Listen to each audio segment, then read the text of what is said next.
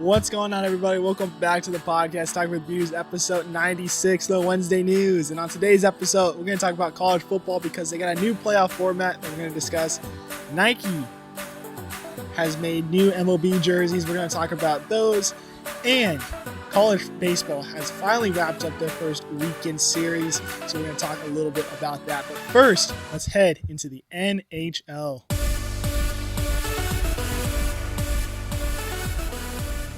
All right, let's get into NHL. So we're going to start off with Toronto Maple Leafs' Auston Matthews. He tallied his sixth hat trick of the season, which ties the most since Mario Lemieux in the 1995-96 season. Outstanding season by Matthews. He had a great year last year. He's doing it again, scoring a lot of goals. I mean, he's scoring pretty much every night, it seems like. And he's going to get a seventh, if not eighth hat trick of the year as well. I don't think he's going to stop anytime soon. 10 seems a little bit out of the reach. The last person to do that was Wayne Gretzky. He actually did it twice. So I don't know if Austin's going to hit the 10 mark. Definitely not going to say he can't, but it's just that's a huge feat to do. I would not be surprised, though, if he did hit maybe that 70 goal mark. I think that's more plausible than him hitting a 10 hat trick season, but that 70 goal mark I don't think is out of the question. So definitely going to watch out for Auston Matthews the rest of the year. Stadium series were this past weekend, so let's get into a small little recap of the games. The first game was New Jersey versus Philadelphia. Before the game, though, Philadelphia announced that Sean Couturier will be named the 20th captain in their franchise history. Congrats to Couturier.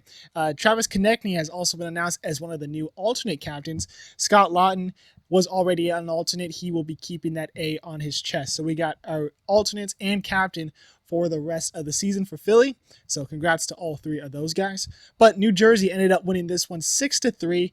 Great performance by both teams, I actually thought. I didn't watch as much as I wished I watched. But New Jersey looked good. Philadelphia didn't look too bad. I thought defensively not all that great for Philly, but New Jersey looked good. I thought uniform looked good. Uniform matchup for both sides actually looked pretty good. A little difficult to watch when it came to the black on red to see like exactly who it is. But overall, pretty solid. It seemed like there was a great crowd too.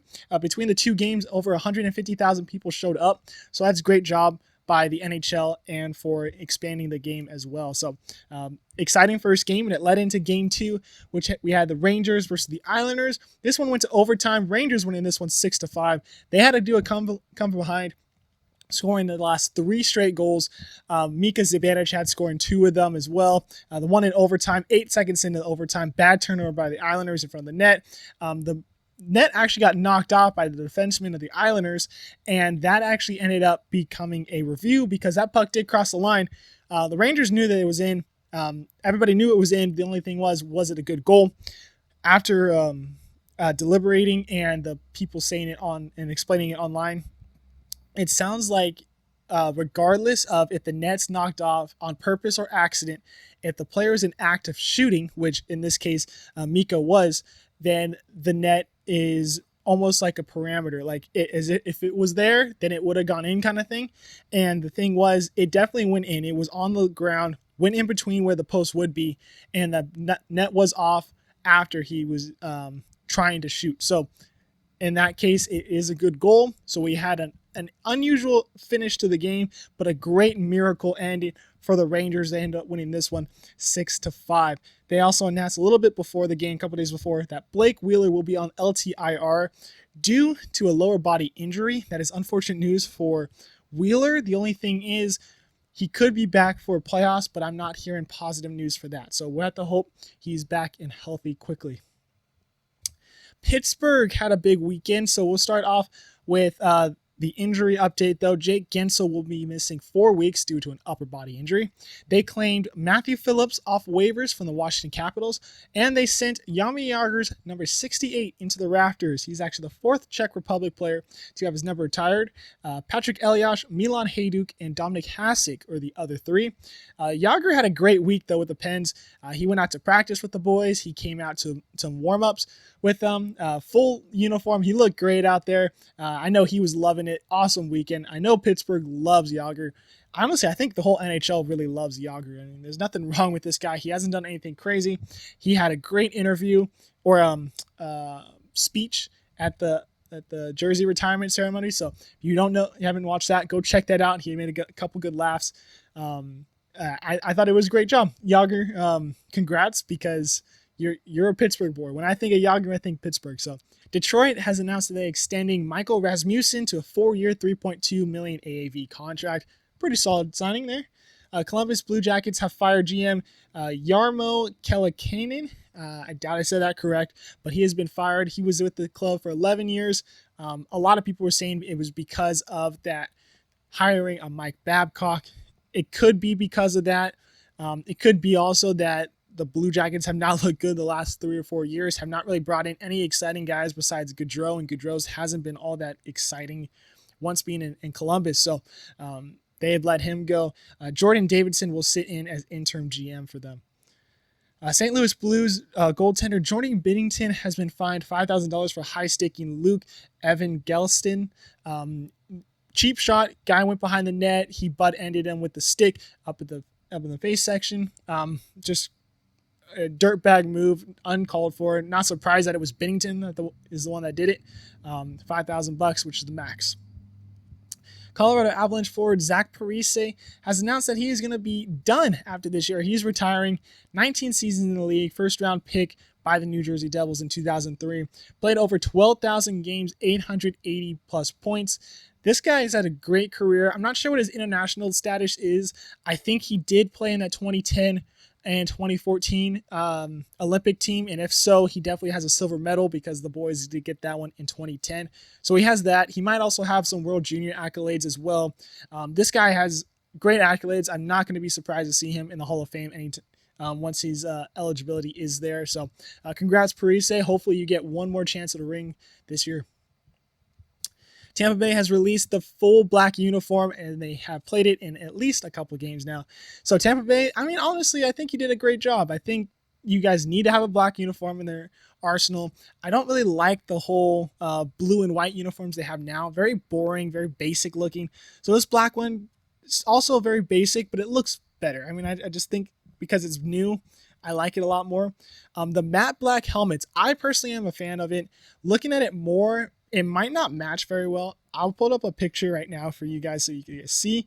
What do you guys think? Do you guys think the matte black looks good? I think it looks pretty solid. I think more teams should go to an unconventional look and bringing in matte black helmets or even reflective helmets and stuff like that, like the Kings or the Knights. I think that's fun, different, modern. So maybe more teams will do this. I think it looks good though. During the Stadium Series game, the commissioner, Gary Bettman, has announced a couple of things. We'll start off with the All-Star Game. 2026 All-Star Game will be hosted by the New York Islanders. A lot of people are kind of iffy about this. Some are saying that Detroit should be the one getting it. I kind of agree with that. I think Detroit deserves a game. But a lot of people also saying it could be because of the Winter Olympics. So it sounds like this is going to be hosted before the Winter Olympics.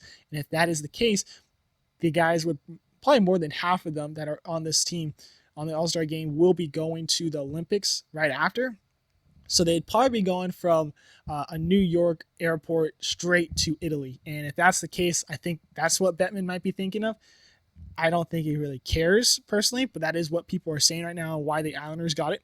I don't really know. I mean, let's see what the Islanders could do. I think there's other places that deserve a All-Star Game more and would host a better one, but we'll see. Other news, they got the Global Series games for the 2024-25 season. So we'll start off in Prague. We'll have Buffalo and New Jersey playing in there. And then in Tampere, which I think is correct, in Finland, Dallas and Florida will be going there. So it'll be 4 total games, 2 each. Each of those teams will be getting a home and home in the Czech Republic or Finland. So that's pretty cool right there. That's 4 games right there. Buffalo has announced that they'll be playing an exhibition game as well against a team in Germany. So that will be interesting as well. I don't know if that's going to be preseason or when they are traveling over there. I figure it would be preseason game. I think it's only 1 game schedule as well. And Stadium Series 2025 will be at Ohio Stadium, a.k.a. the Horseshoe, a.k.a. home of Ohio State Buckeyes football. I'm stoked for this. I think that's going to be a great venue. You get that. It's going to be cold there too. It's going to feel like another Winter Classic game. So we're going to have Detroit Red Wings versus the Columbus Blue Jackets. You got a little Ohio versus Michigan rivalry there. I think it's going to be an awesome game. Very good location. They had a great job by the NHL to choose that one. Let's head to the MLB. So we actually got a lot to talk about. So I'll try to buzz through a lot of this quickly and talk about the more big stuff near the end. So Houston has announced that Justin Verlander is supposedly behind schedule for his shoulder surgery recovery, questionable for opening day. So that's tough news for the Stros.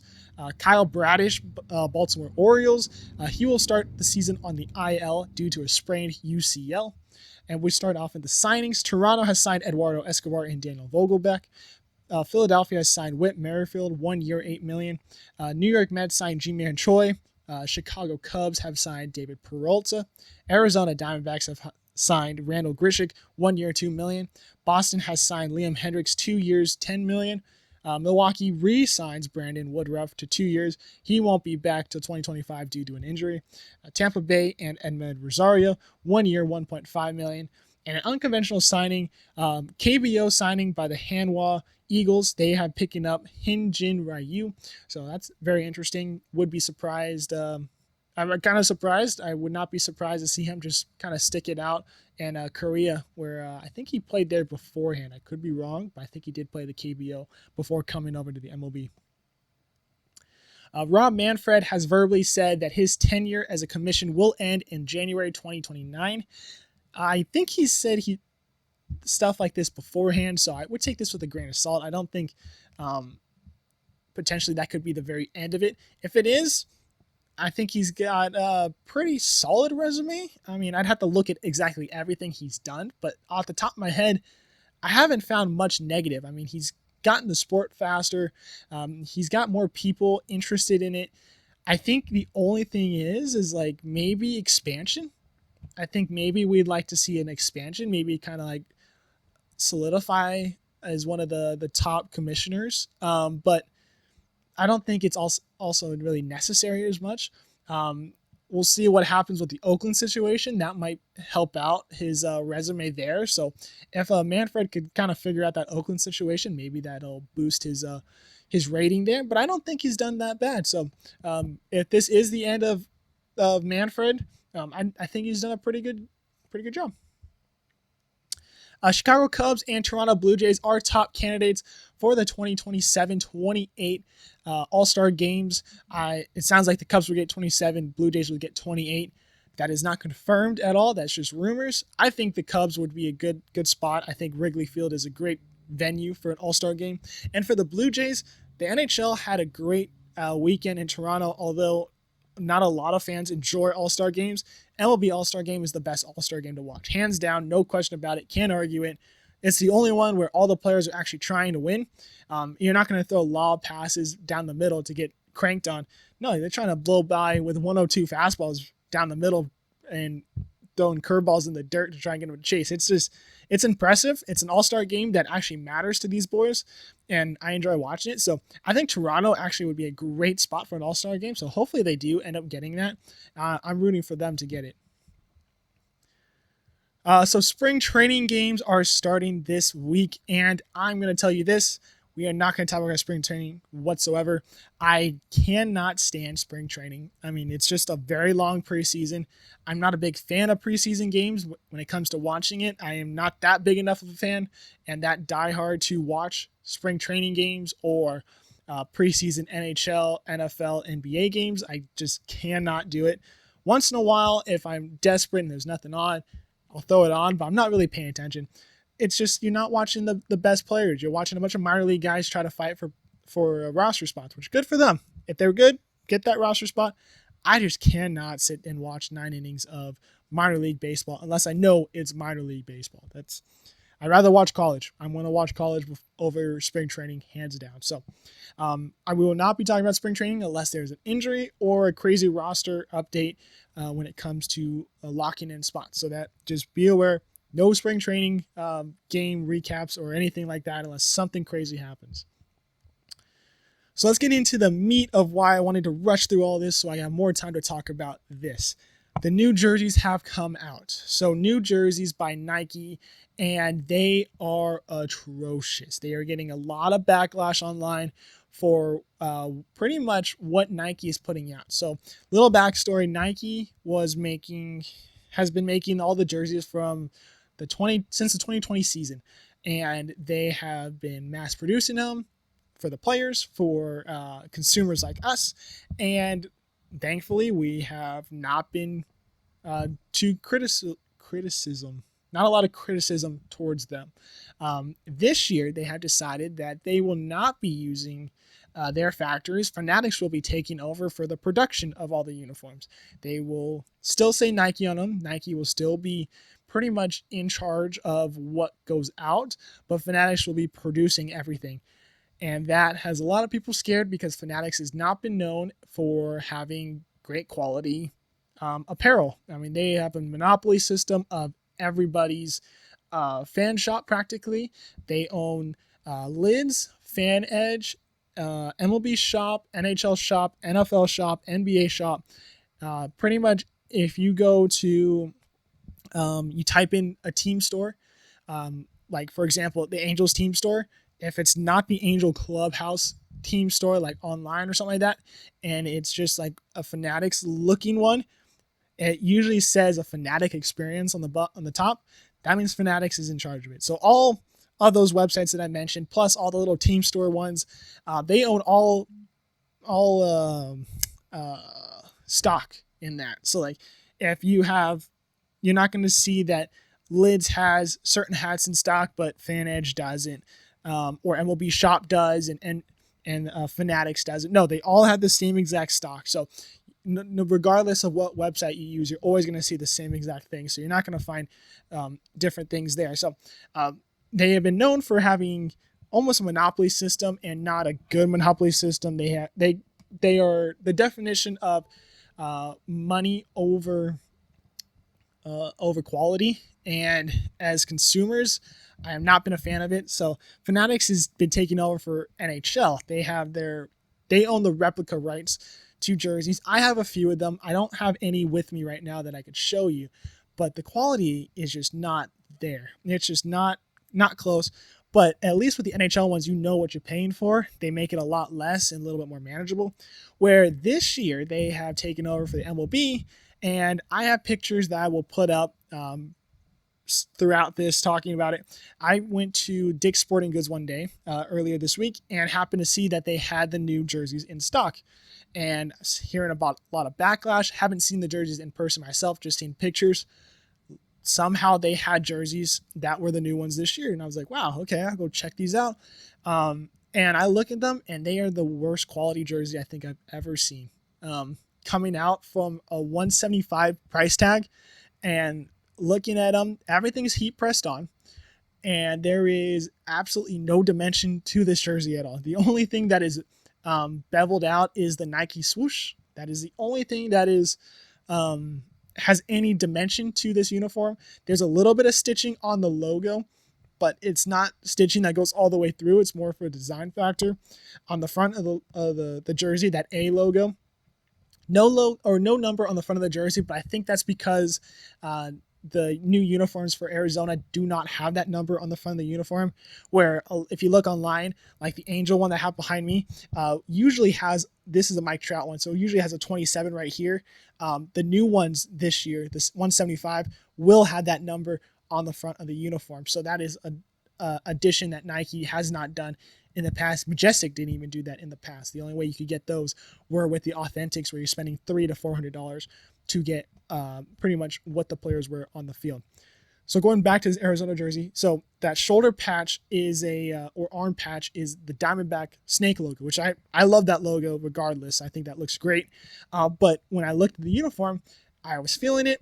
Also noticed it was heat pressed, of course, and I just kept feeling it. I was like, this is almost paper thin. Like, it almost feels like this is the quality of maybe you could cricket this at home kind of thing. Like, it feels like you can make this kind of jersey at home. You just need to have a base white jersey and you can make a Corbin Carroll jersey at home. The numbers seem to be the same size as the ones from last year.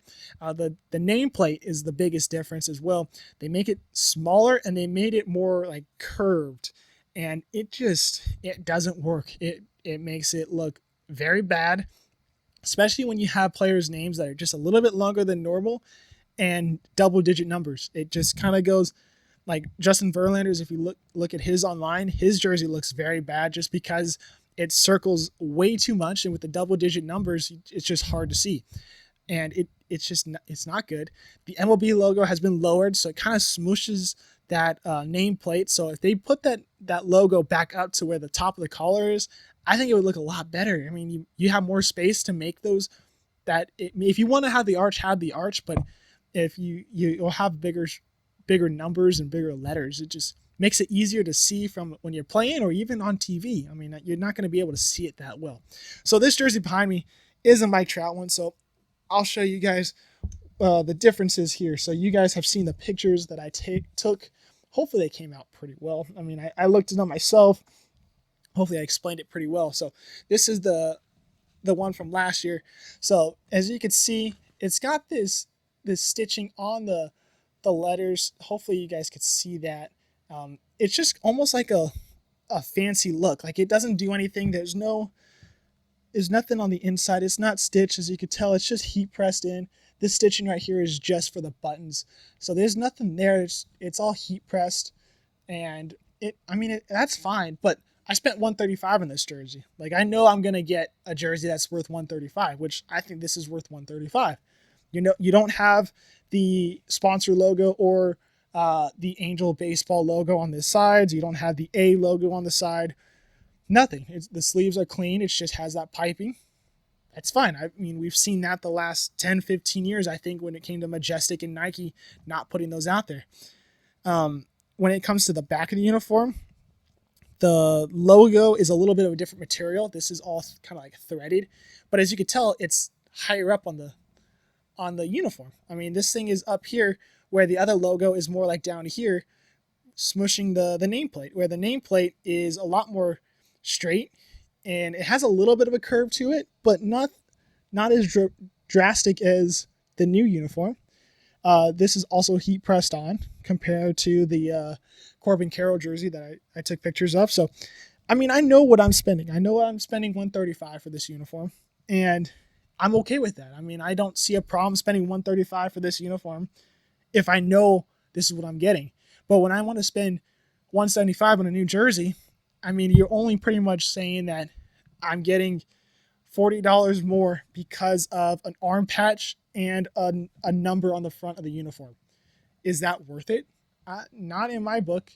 Looking at this uniform, I think quality has definitely gone down. The only thing I have a positive of is I think this jersey is heavier. I think the new jerseys, the 175 jersey, is lighter material. So take that how you want. If you want a heavier jersey, the old ones are definitely better. If you want a lighter jersey, maybe, especially because like living out here, I like to wear jerseys, but it's so hot in Arizona, like it makes it hard to want to wear a jersey. The new jersey from this year would be better for me to wear. I mean, I'll feel cooler. It feels a lot lighter. So those are, I don't know if that's a positive or negative. That's just something I kind of noticed there. So looking at this jersey, this is $135. I would not spend anything more than maybe $145 for this jersey.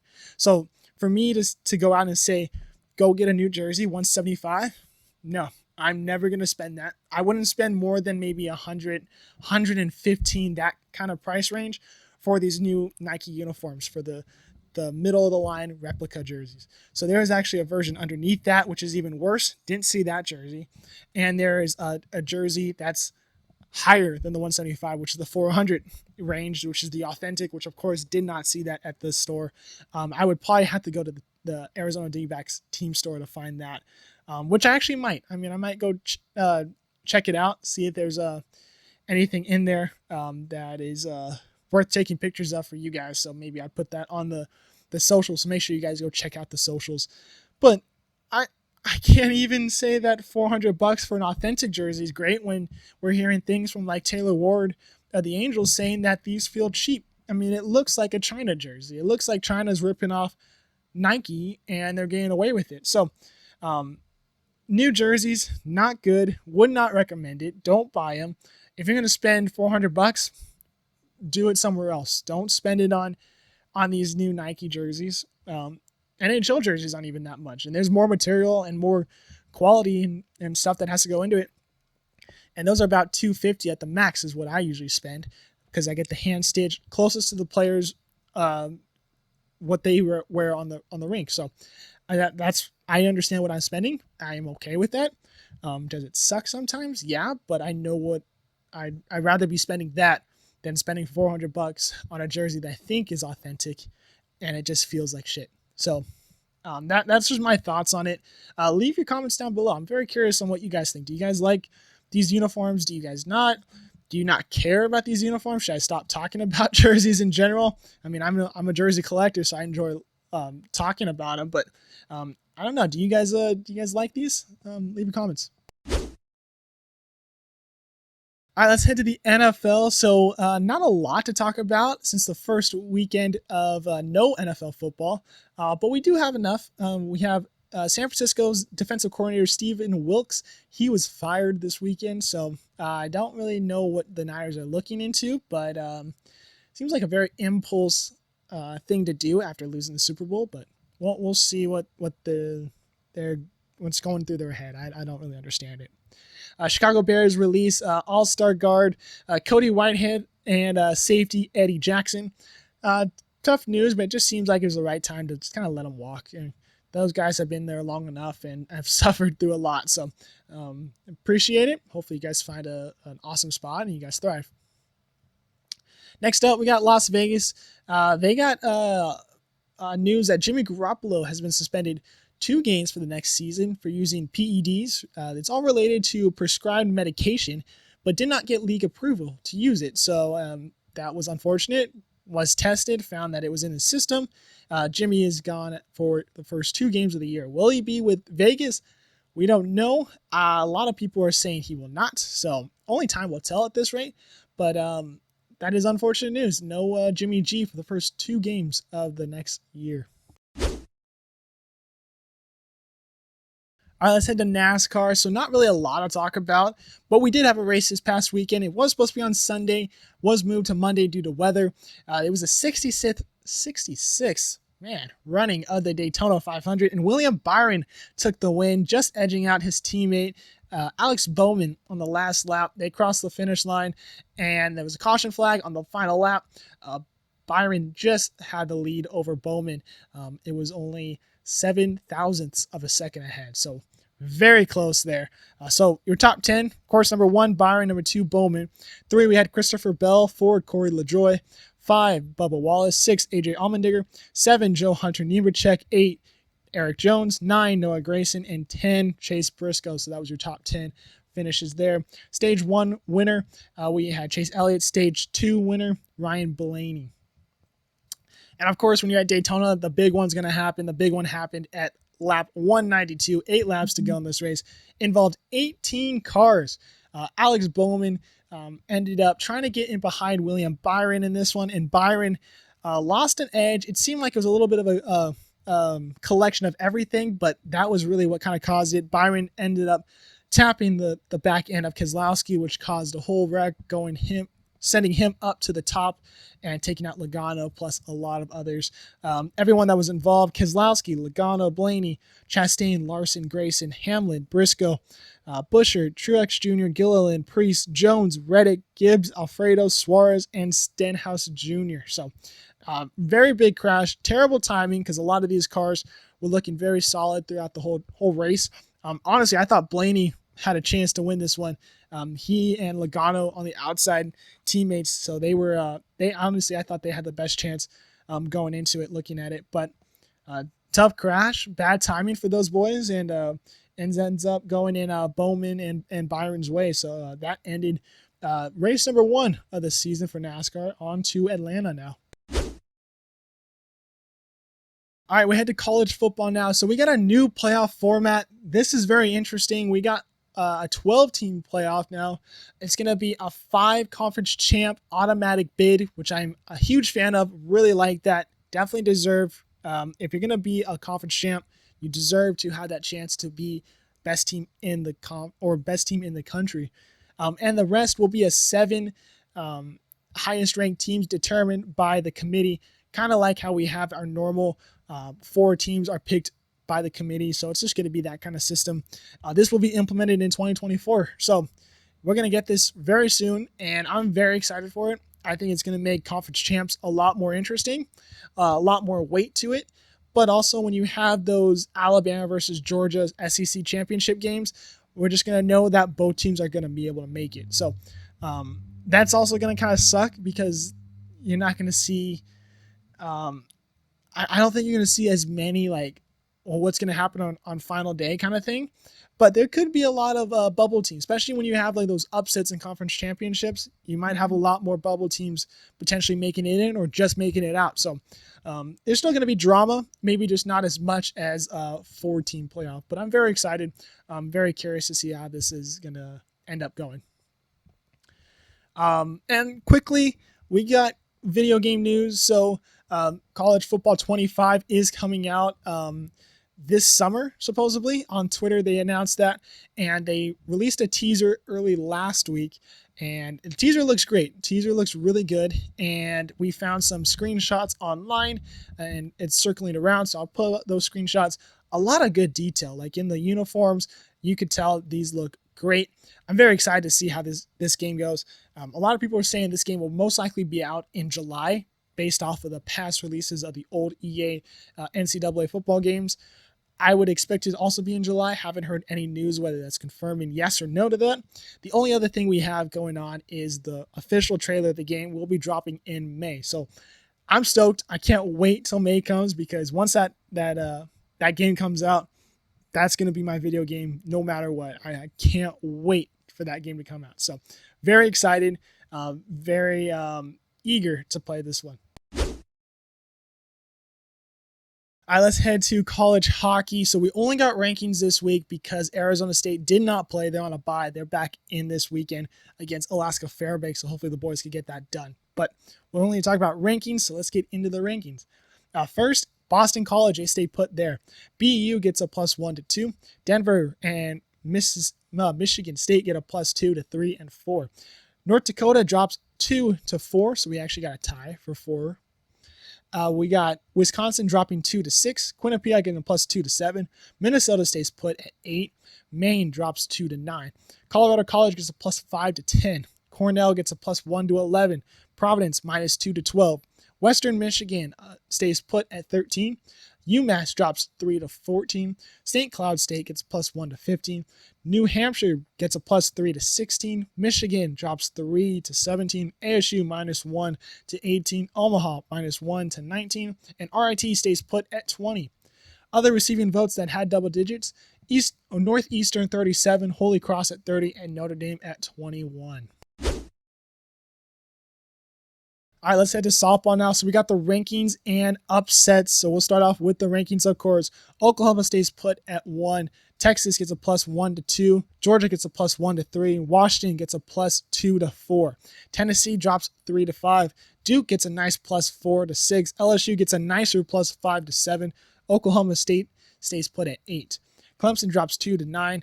Alabama gets a +1 to 10. Florida State had a tough weekend, drops 6 to 11. Want to say I'm very sorry for telling you guys to watch those games. Those were atrocious games. I watched a few of them. Bad. Stanford drops 3 to 12. Missouri gets +2 to 13. Arkansas drops 1 to 14. Kentucky gets a +3 to 15. Florida gets a +3 to 16. A&M gets a +8 to 17. South Carolina gets a +3 to 18. UCLA gets a +1 to 19. Mississippi State gets unranked to 20. Good weekend by Mississippi State. Virginia Tech drops 5 to 21. Baylor stays put at 22. Arizona goes from unranked to 23. Auburn stays put at 24. And Oregon just holds on. Had a very bad weekend. Drops 11 to 25. Other teams that dropped out this weekend: Louisiana and Utah both dropped out of the rankings. Other receiving votes that were double digits: We had Cal at 62, Utah at 61, Louisiana at 28, Northwestern at 27, Indiana at 11, San Diego State at 10. Upsets of the weekend. So we actually had a lot of upsets, mainly because we only have one-off games. I think this is the last weekend of tournaments. We might have one more weekend after this. So a lot of one-off upsets, but there are still upsets. So we'll get into it right now. Cal beats 17-ranked Virginia Tech 6-5. Auburn beats 16-ranked Utah 1-0. Wichita State beats 21-ranked South Carolina 6-5. 20-ranked UCLA beats number 5-ranked Florida State 14-10. Number 9-ranked Stanford beats number 2-ranked Tennessee 1-0. Number 3-ranked Texas beats number 2-ranked Tennessee 2-1. Arizona beats number 13-ranked Arkansas 3-2. Number 25-ranked A&M beats number 14-ranked Oregon 4-1. Loyola Marymount beats number 14 Oregon 4-0.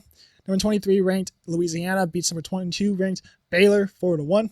12-ranked LSU beats number 8-ranked Oklahoma State 7-6. And Mississippi State beats number 7 Clemson 6-3 and number 16-ranked Utah 10-2. So good weekend by the Bulldogs.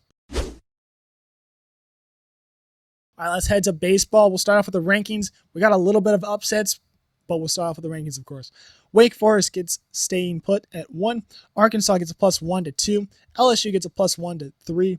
Florida drops 2 to 4. TCU, or actually, we'll start off with 5 to 16 do not move. So here are the 5 through 16. We got TCU, Vanderbilt, Oregon State, Texas A&M, Tennessee, Clemson, East Carolina, Duke, NC State, Virginia, North Carolina, and Texas. That is 5 through 16, no movement whatsoever.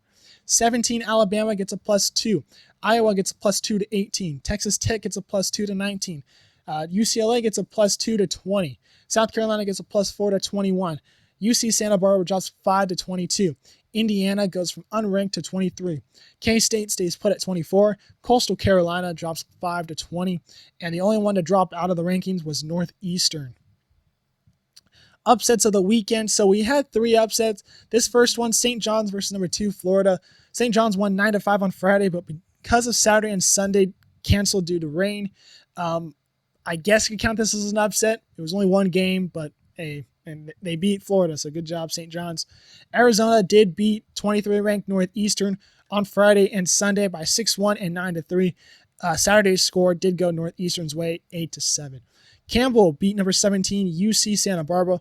Friday's game, though, did go the Gauchos' way, 20-8. Saturday and Sunday did go the Camels' way, 5-4 and 7-3. Little bit of news outside of those games. Sacramento State's player Matt Masiangelo was hit 7 times in his first 8 at-bats of the season. That is a tough way to get on base there.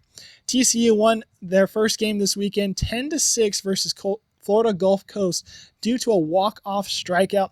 A drop 3 strike on the bottom of the 9th led to a wild pitch throw by the catcher. The runner was already on base, and he decided he was going to make it home. He did. TCU won this one 10-9. South Carolina threw a 7-inning no-hitter versus Miami of Ohio on Saturday, so great job by that. Arizona State played Santa Clara this weekend, won on Friday 11-6 and Saturday 14-13, but Sunday lost that one 13-14. So fix that ERA, get those pitching numbers way down, and maybe we're able to figure it out. So hopefully they can, because tonight they get Kansas State and this weekend they get Ohio State. So 2 tough opponents there. Hopefully they get the upset against Kansas State though. Games of the weekend. We'll start off with the NHL. Bruins at Canucks, top 2 teams in the NHL. That is Saturday at 5 p.m. Soccer, I'll send you to MLS. LA Galaxy versus Miami, Sunday at 6:30 p.m. MLS weekend is starting this week, so check out that for sure. NASCAR, Atlanta Motor Speedway, Hampton, Georgia, Sunday at 1 p.m. College hockey, we got 12, Western Michigan versus number 15, St. Cloud State. Softball, we got number 2, Tennessee versus number 20, UCLA, Sunday at 3 p.m. And baseball, you got number 11, East Carolina versus number 15, North Carolina. Well, guys, that will do it for this episode. Thank you guys for listening. Episode 96 in the books. I appreciate you guys watching. If you guys are watching, make sure you guys hit that like and subscribe and that little bell icon so you guys are notified whenever we drop new episodes. If you guys are listening on Apple or Spotify, make sure you guys leave a rating and you guys click that follow as well, so you guys also know when the new episodes are being dropped. And make sure you guys check out the links down below for the Instagram and the Twitter. We always post when we make new episodes or updates, whether it is things that are going to happen with the episodes or things like anything that has to do with the podcast. I usually try to stay up to date with it, try to tell you guys first what's going on. So check out those as well. So I appreciate you guys listening to this one. Hope you have an awesome weekend. Watch some sports because there's a lot going on. And we'll see you guys later.